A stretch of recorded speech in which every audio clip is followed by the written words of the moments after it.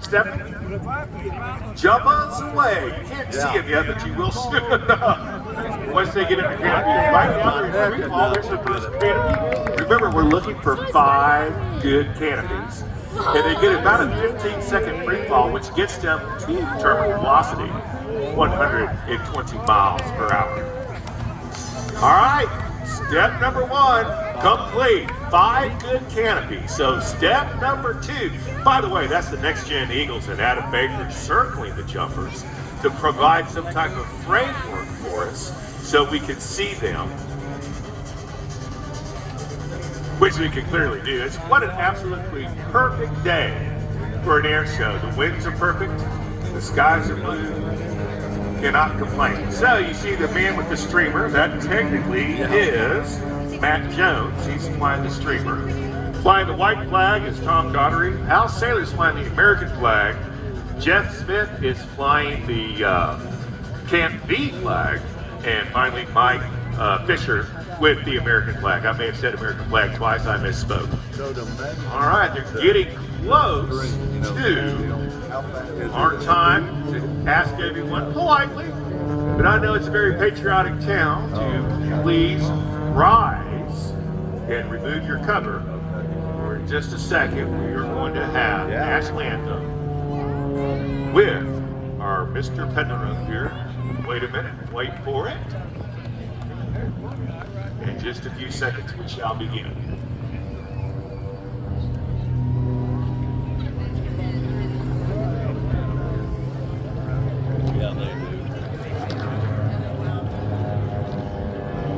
Oh, say, can you see by the dawn's early light what so proudly we hailed at the twilight's last gleaming, whose broad stripes and bright stars through the perilous fight o'er the ramparts we watched were so gallantly streaming, and the rocket's red glare, the bombs bursting in air, gave proof through the night that our flag was still there. Oh, say Star-Spangled Banner yet wave o'er the land of the free and the home of the brave. All right, folks, give it up for Peddler and the Remax Skydiving Team. Now diving in front show left, it is Adam Shakin' Big Baker in the extra 330 LX. Going skyward, he's going to roll the airplane a maximum number of rolls that he can get. In this case, it's about 8. And he is going to throw this airplane into what's called a knife edge spin. Let's see if he gets down into it. Yes, he does. Left rudder, he just kind of rolls out of it. Okay, well, we'll see the knife edge spin next time. All right, that's Adam Shakin' Big Baker. This is just a teaser, folks. We're going to see his full show, his full demonstration at the end of our flight program around 2:45 p.m. But in the meantime, let's listen and watch Adam Shakin' Big Baker in the extra 330LX tact. And that indicates to the wingman, who is on the right, that there is positive visual separation. How about that? Y'all like that? You may wonder, how do they know how close they are when they're going to do that switchblade? Well, they have markers on the ground. See those big orange markers? That is very helpful. Nice. I'm going to invite you, when it goes on takeoff roll, we're going to play some very special music. And we're also, I want you to listen to these powerful 2 Wright 2600 engines of power plant that produces 1,700 horsepower each, and that's on the B-25. Now, very, very briefly, the B-25 was very, very famous for an event that happened in April 43, and that would be the Doolittle raid. And they're going to recreate what it was like on the Doolittle raid. All right, folks, on takeoff roll now. Just a second, looks like they're making here for takeoff. Here we go, the Double Dog. The United States aircraft carrier Hornet, part of a task force steaming into Japanese waters, is now revealed as the secret base from which American planes first bombed Tokyo. Here is that secret airfield. 16 B-25s, twin-motored Army bombers, flash into the Hornet's flight deck. The dramatic saga of the flying Army Navy mission that brought panic to Japan and stirred the world for its brilliance and daring. Colonel Doolittle, now a Major General, assembles his 80 volunteers before the flight. Not until this moment is their objective revealed, the heart of the island empire. A fitting touch. Japanese medals awarded United States officers for humanitarian aid to the Japanese people are returned attached to 500-pound bombs. Now, in heavy seas, some 800 miles off Japan, enemy patrol boats are sighted and sunk.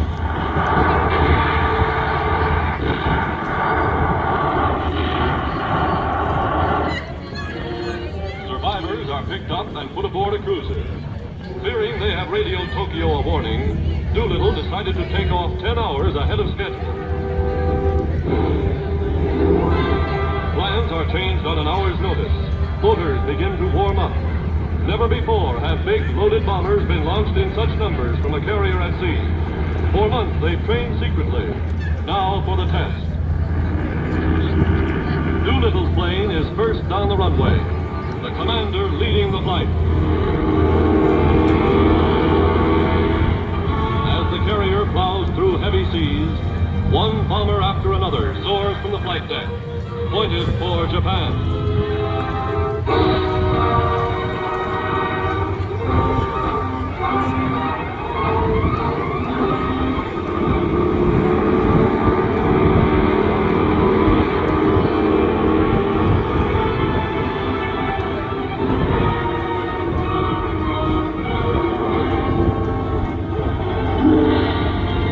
Rail yards and oil refineries smashed by the raiders in Tokyo, Yokohama, Kobe, and Osaka.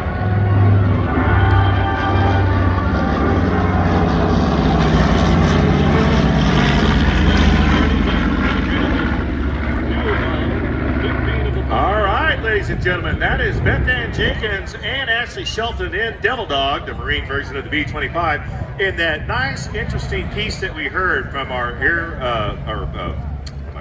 our sound guy, Dave Olmstead, was very interesting because it was describing the Doolittle raid. So that was our response to Pearl Harbor. Jimmy Doolittle had this cockamamie idea of launching these B-25s from a carrier, in this case a USS Hornet, and it was very, very successful.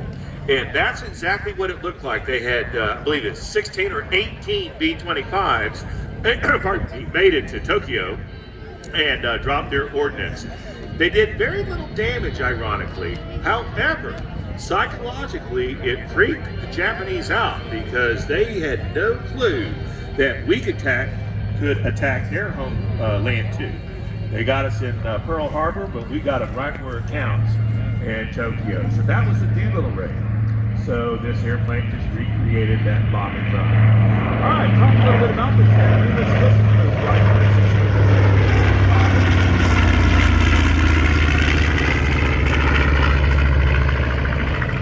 Way back in 1943, North America, the B-25's manufactured. They produced more B-25s than the Army bomber, and the J is an alpha code designating the manufacturer of North America. PBJ does not stand for peanut butter and jelly. There she is one more time.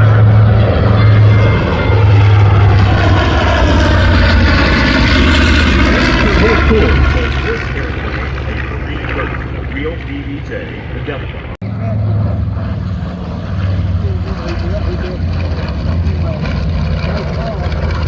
Tyler, Texas, I have to ask you, what do you think of the B-25? Oh yeah. All right, so now it's beginning to be a three-ring circus to this wonderful power plant.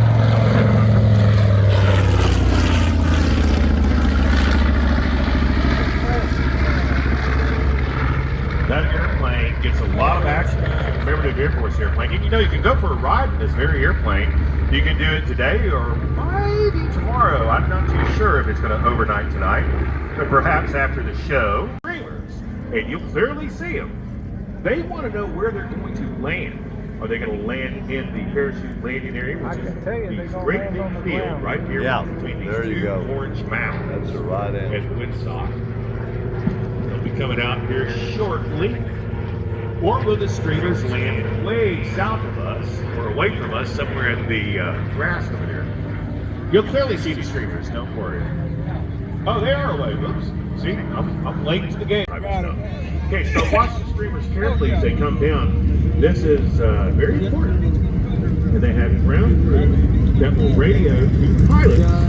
Hey, this is what the winds are doing specifically at this altitude. Back to the Liberty Jump Team, they recreated this tradition by the United States, British, and Canadian paratroopers during World War II, and they honor all veterans by demonstrating U.S. military static line parachute jump techniques using original aircraft, and in addition, wearing original World War II. Because it was blowing there, so it's going to go down. Every man out, I can see their chutes going down now. Every man clear. They're dropping just beside a little windmill near a church. Hanging there very gracefully. Seem to be completely relaxed, as I said a moment ago, like nothing so much as khaki dolls hanging beneath a green lampshade. Oh my gosh, that is hilarious. Like a doll hanging beneath the green lampshade, yes. They were sitting ducks is what Edward Murrow was effectively trying to communicate. So you just heard that. That was a real deal. That was live and from a C-47 in 1943, or 42 or 43. Regardless, high overhead, we are going to see the Liberty Jump Team recreating that very thing that we just heard. So look for the first jumper to come out, and 5 more. So we're going to have 6 jumpers. There he goes. The first one out, static line. 2, 3, 4, 5. We want a total of 6. Ladies and gentlemen, I want to remind you, it is very quiet up there.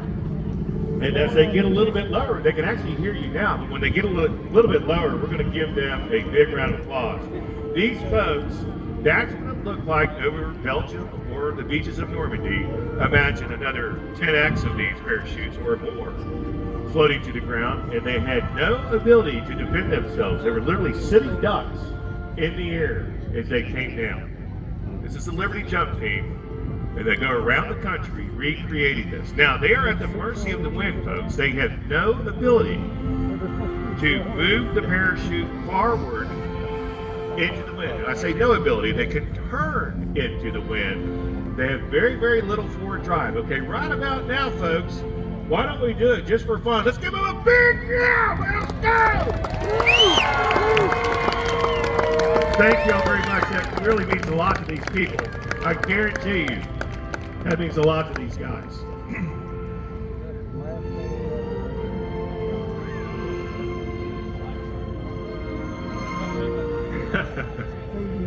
Just everyone get on the ground. Now watch the first one. He's going to land right there next to that little tower.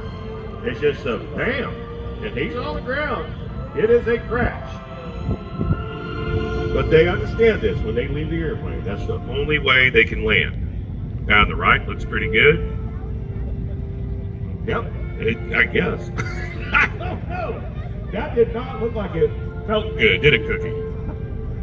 Now, water park at the Villages, Country Meat Market, and we have some other sponsors that we. Oh, the guy on the left ate a perfect PLF. See, he's going to probably get up and look. Yep, he's actually standing up. Now they're good. So, it's important that there's communication between the air boss and the pilot. And quite frankly, that's what we're doing right now. We're trying to establish some communication. So, stay tuned. We'll keep you informed. Anyway, back to the MiG. The MiG's very, very interesting jet, and I'll tell you why. It has very little fuel on board. Now, when Randy takes it to air shows across the country, he has these fuel pods. They look like, we call them fuel bombs, that he loads on the airplane so it can fly somewhere. Even pretty cool looking jet. Yes, sir. I like it.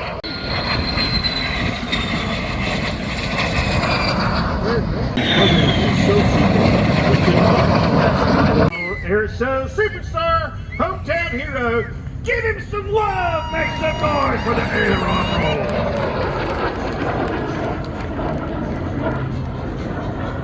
To the deck. Wow. Yeah, surf's up. Randy Ball. Hopefully he did it. Here's Randy Ball for another pass. Oh yeah. There we go. You can't turn, you can't fight. That's Randy the lead, Rick Sharp the wingman. Check it out, folks. Seriously, this is awesome. That's what I saw behind. What's that? Oh no, that's All right. They're really moving. Yeah, they're going to reposition now. Extremely rare to see these two airplanes. The one on the right, the first jet. The one on the left was one in service all the way until the 70s. The big guy was the #1 nemesis up until we. We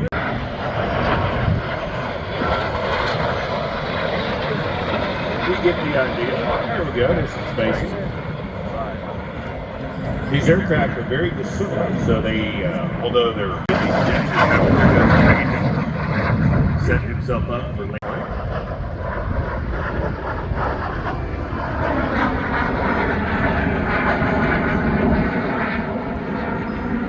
Up close picture, very unique aircraft. The hat, the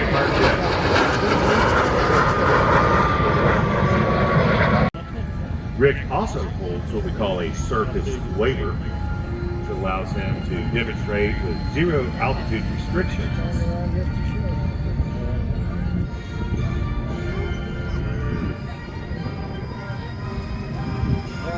And taxi down to runway 4 for their pursue them in a few minutes. Meanwhile, all eyes on Rick Sharp and the ME-262. Well, the Avalanche, as you know, is a loop with a snap roll on top. So let's see how you did. You did a good one yesterday. Show us another one. Here we go. RD.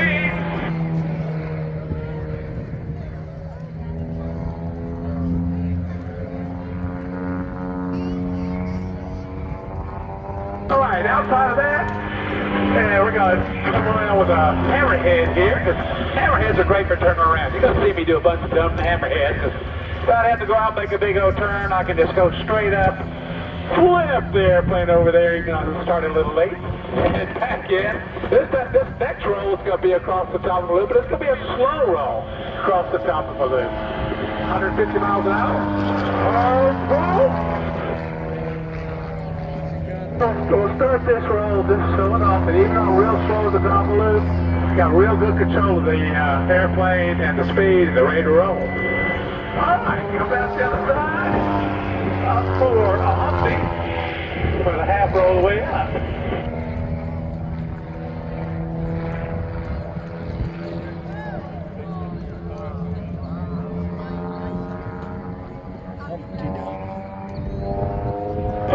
These two, they like the hammerhead, they're great turnaround maneuver.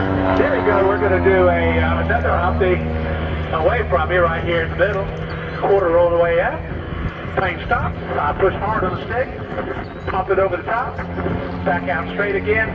So I go out everybody's left side. And now I'm going to do a reverse Cuban, which is, we'll do a Spanky will explain to you. Now it's explain to you what Cubans are if you don't know. Back in for a full Cuban 8 now. Yes, I'll explain that. I'll tell you what, that was an awesome push Humpty. I'm going to give you a 9.5 out of a 10-0 scale.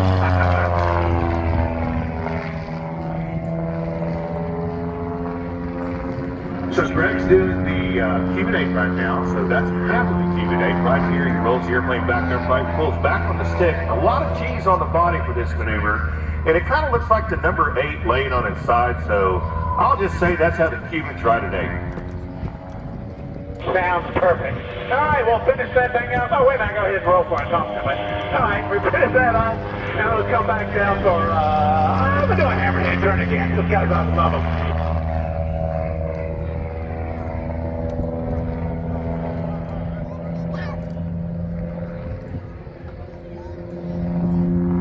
And now this nice, slow, big old 4-point roll.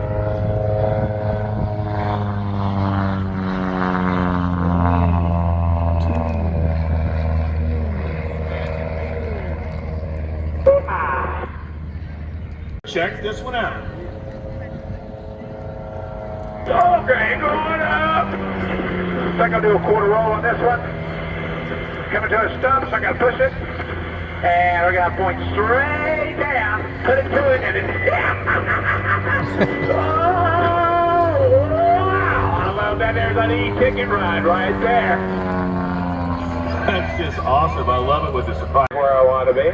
Now this is going to be just a plain old Barnstormer loop. And here we go from 155, so that's plenty of speed.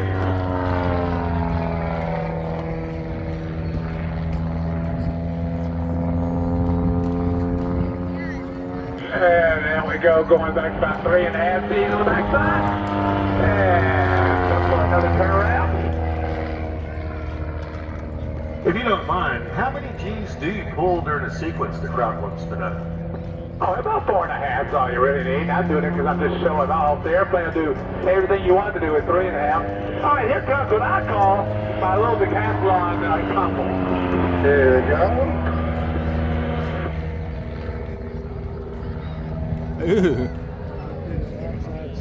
Well, you got some oohs and ahs on that one, Greg. They really like that. And then number 8 is going to go right into the slot. And if everything goes according to plan, it's going to look like a diamond when it comes back over from show left. This is again the 9-ship aircraft. In a few moments, they're going to break off into 3 separate sorties, or 2. We're going to have a 6-ship and then a 3-ship. But right now, all 9 are together. Lead pilot calls smoke on, and this is the diamond formation. Check it out.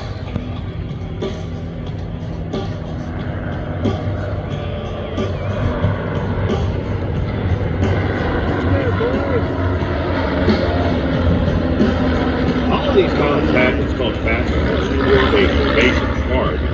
They must do so and prove their skill with the FAA in order to perform at air shows like we have here. All right, they're going to change one more time. Stay with the 9 aircraft together. This is called the triple finger and triple finger formation. So basically, it's 3 little finger formations in a row, but they're all confined in very tight formation.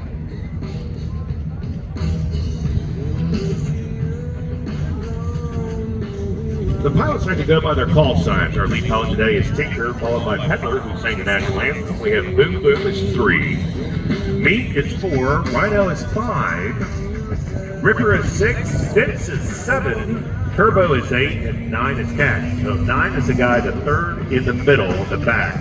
That's your number 9 in the slot.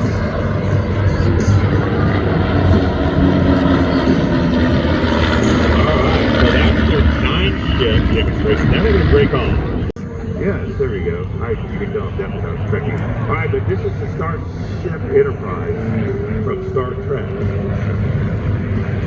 Called the Enterprise 6. All right, I'll give you that a little bit, sort of kind.